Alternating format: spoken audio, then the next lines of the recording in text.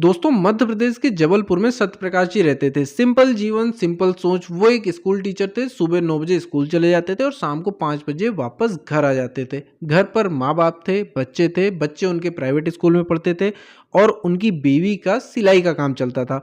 और उनकी ज़िंदगी जो है ना वो चल ही रही थी। सिर्फ अगर कोई उनसे पूछ लेता था कि भाई सेविंग की है कुछ, तो उनका जवाब होता था कि भाई अभी कहाँ कुछ बचा पाते हैं, सारा का सारा तो खर्च ही हो जाता है। और फिर एक दिन उनके जीवन में आई वो रात जब उनकी माताजी की तबीयत रात में अचानक ख़राब हो गई। उनकी माताजी की जो उम्र थी वो 73 साल की थी। अब वो आनन-फानन में माताजी को लेके ऑटो पे बैठे और अस्पताल पहुंच गए। अस्पताल पहुंचने के बाद उन्हें वहां डॉक्टर ने बताया कि माताजी को एडमिट करना पड़ेगा और उसके लिए आपको 15,000 रुपये काउंटर पर एडवांस में जमा कराने पड़ेंगे। बाकी इलाज में जो खर्चा आएगा वो हम आपको आगे बताते जाएंगे। अब वहाँ पर मास्टर साहब की जेब में सिर्फ और सिर्फ 600 रुपये थे। उनका अकाउंट जो बैलेंस था वो ज़ीरो था। वो बाकी के पैसे कहाँ से लाएंगे, इस टेंशन में वो अपने सर पे हाथ रख के एक कोने में बैठ गए और ये सोच रहे थे कि मैंने पूरी ज़िंदगी सबको सिखाया कि सेल्फ रिलायंट बनो, कि कभी किसी से पैसे मांगने न पड़े। और इसी चक्कर में वो किसी से पैसे मांग भी नहीं रहे थे। वो बहुत ही संकोची किस्म के आदमी थे। लेकिन उनकी किस्मत अच्छी थी। इत्तेफाक देख लो कि उनका एक पुराना स्कूल फ्रेंड था जो उस समय उस हॉस्पिटल में मौजूद था। वो किसी काम से वहाँ पर आया हुआ था और वहाँ पे 2-3 दिन से रुका हुआ था। उसका मेडिकल का ही कुछ काम था। वो इंदौर में रहता था लेकिन जबलपुर गया हुआ था। ये सिर्फ उनकी किस्मत थी मास्टर साहब की या जो भी था। उनका दोस्त ने उनसे वहाँ पे मुलाकात की और उसने उनको 20,000 रुपये दिए। 15,000 रुपये काउंटर पर जमा किए। 5,000 रुपये उनके हाथ में दिए कि ज़रूरत पड़ेगी तो ये खर्च करना, और ज़रूरत पड़ेगी तो मुझे फ़ोन करना, मैं वो भी दे दूंगा। लेकिन एक चीज़ ये बता कि तू मुझे हमेशा सिखाता था कि यार सेल्फ लाइन बनो, अपने पैरों पर खड़े हो, और आज की हालत तेरी खुद की देख। तेरे पास माँ की इलाज कराने के लिए पैसे नहीं है। तो आज मैं तुझे एक सीख देता हूँ कि इमरजेंसी फंड का नाम सुना है कभी? इमरजेंसी फंड बना। तो मास्टर साहब ने कहा मैंने तो कभी नहीं सुना इमरजेंसी फंड का नाम। तो उसने बताया कि इमरजेंसी फंड एक ऐसी चीज़ होती है कि जो तेरी मुसीबत में काम आएगी। भाई तेरी माँ की तबीयत खराब हो जाए, तेरे घर की छत टपकने लगे, तेरे घर में कोई इमरजेंसी वाला, तेरी तबीयत खराब हो जाए, तेरी नौकरी चली जाए, तो उस टाइम पे ये इमरजेंसी फंड जो है वो तेरे काम आएगा। ये तुझे भगवान सा लगेगा, क्योंकि हर बार ये नहीं होगा कि मैं तेरे पास आ जाऊं, या हो सकता है हर बार ये भी ज़रूरी नहीं है कि तुझे कोई उधार दे ही दे। और ज़्यादातर मौक़ों पे यही होता है कि लोगों को उधार मिलता नहीं है। लोगों को उधार लेने के लिए या तो अपने गहने गिरवी रखने पड़ते हैं, या फिर अपनी ज़मीन गिरवी रखनी पड़ती है, और या फिर अपना घर गिरवी रखना पड़ता है जिसमें वो रह रहे होते हैं। और ये सब चीज़ें मेडिकल इमरजेंसी पे सबसे ज़्यादा होती हैं, क्योंकि वो जो इमरजेंसी होती है ना वो बहुत ही ज़्यादा, मतलब ये इमरजेंसी जो होती है सबसे बड़ी इमरजेंसी यही होती है। चलो मान लिया इमरजेंसी छत टपकने की आई तो आप डिले कर सकते हो, नहीं बनवाओगे तो ठीक है, टपक रही है, काम चल जाएगा। लेकिन हॉस्पिटल की जो इमरजेंसी, मेडिकल इमरजेंसी है, वो आप डिले नहीं कर सकते हो। उसके लिए तो आपको पैसे चाहिए ही चाहिए, चाहे आपके जेवर बिक जाए या आपका घर बिक जाए। तो उस टाइम को अवॉइड करने के लिए इमरजेंसी फंड बनाना बहुत ज़रूरी है। तो मास्टर साहब ने कहा यार भाई मुझे बता दे कैसे बनता है इमरजेंसी फंड, मैं इसको ज़रूर बनाऊंगा और आज से इसको शुरू करूंगा।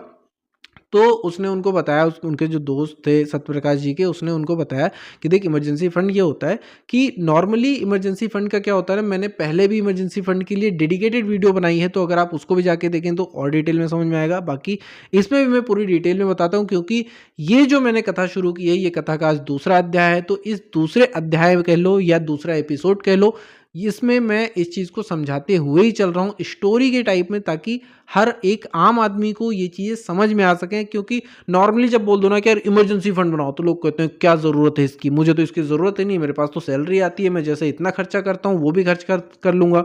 लेकिन जब वो इमरजेंसी आती है ना, तब उनके पास ठेंगा होता है, ना अकाउंट में पैसे होते हैं ना जेब में पैसे होते हैं, और कोई उधार देने वाला भी उस टाइम मिलता नहीं है। जो मिलता है वो कहता है भैया हमें ज़मीन दे दो, अपना घर दे दो, अपने गहने दे दो, तब जाके वो आपको पैसे देता है, और इतने ज़्यादा ब्याज पर देता है कि आप उसको वापस कर नहीं पाते, और जो चीज़ आपने गिरवी रखी है वो आपके हाथ से चली जाती है।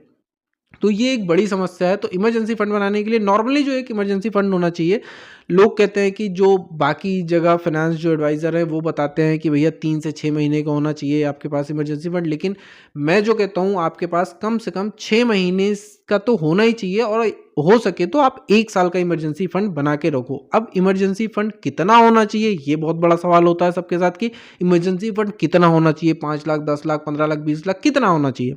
तो सिंपल सा इसका रेशियो कि जितनी आपकी सैलरी है, अगर 6 महीने का है तो आपका उसका सैलरी का 6 गुना, यानी कि 6 महीने अगर आपकी नौकरी चली जाए तो 6 महीने या 1 साल का होना चाहिए। अगर आपकी सैलरी 30,000 रुपये है तो 6 महीने का इमरजेंसी फंड होना चाहिए, यानी कि 1,80,000। 30 को 6 से गुणा कर दो, इतना आपके पास अलग जगह पर रखा होना चाहिए। और ये कैश घर पे नहीं रखा होना चाहिए, ये आपके सेविंग अकाउंट में होना चाहिए या फिर किसी लिक्विड म्यूचुअल फंड में होना चाहिए, जहाँ ये थोड़ा सा ग्रो भी करता रहे और आसानी से आपको एक ही दिन में तुरंत जब आप चाहें आपके पास अवेलेबल हो जाए। ऐसा नहीं हो कि हाँ भैया ऐसी जगह इन्वेस्ट कर दिया कि आपको मिलने में ही हफ्ते 10 दिन लग रहे हैं। इमरजेंसी का मतलब है कि जब आप चाहो आपके पास वो फंड आ जाए। आप सेविंग में रख लो, कोई टेंशन नहीं है, सेविंग में आपको भी 5-6% का इंटरेस्ट मिलता ही रहता है, तो वहाँ से भी आप इसको रख के अपना काम चला सकते हो। तो 6 महीने से 6 महीने का तो मिनिमम इमरजेंसी फंड होना ही चाहिए, और 1 साल का है तो और बेटर है। बहुत बार क्या होता है, आपकी नौकरी चली जाती है, आपको 3 से 6 महीने, 7 महीने, 8 महीने, 10 महीने लग जाते हैं दूसरी नौकरी ढूँढने में, दूसरा काम शुरू करने में। तो उस टाइम पे क्या होता है, जब 6 महीने का इमरजेंसी फंड होता है तो आपके खर्चे चलते रहते हैं। जैसे अब सत्यप्रकाश जी की माताजी की तबीयत खराब हो गई, तो उस टाइम वो टेंशन में बैठे हुए थे। अगर उनका दोस्त नहीं आता तब वो क्या करते, किसी से पैसे रात में मांगते, तो रात में बहुत कम चांसेस होते हैं कि किसी का फ़ोन उठ जाए, या किसी का फ़ोन उठ गया तो उस टाइम उसके पास पैसे हों या ना हो। घर पे ज़्यादातर लोग रखते नहीं हैं, ऑनलाइन बहुत सारे लोग यूज़ नहीं करते हैं डर की वजह से, क्योंकि फ्रॉड स्कैम्स जो हैं वो बहुत ज़्यादा चल रहे हैं। तो इन सब चीज़ों को देखते हुए ना आपको खुद का इमरजेंसी फंड बनाना ही चाहिए, क्योंकि इमरजेंसी जब आपकी आएगी ना, तो वो इमरजेंसी सिर्फ आपकी होती है, किसी और की नहीं होती है।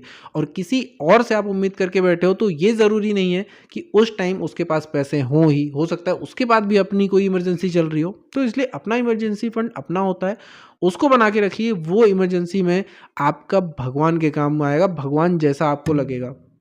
और हमेशा याद रखिए, जो इमरजेंसी फंड है ना, उसको कभी छूना नहीं है, सिर्फ इमरजेंसी में छूना है, ये बात आप याद रखिए। भले ही आपको किसी चीज़ में पैसे कम पड़ जाएं, लेकिन उस इमरजेंसी फंड को बिल्कुल नहीं छूना है।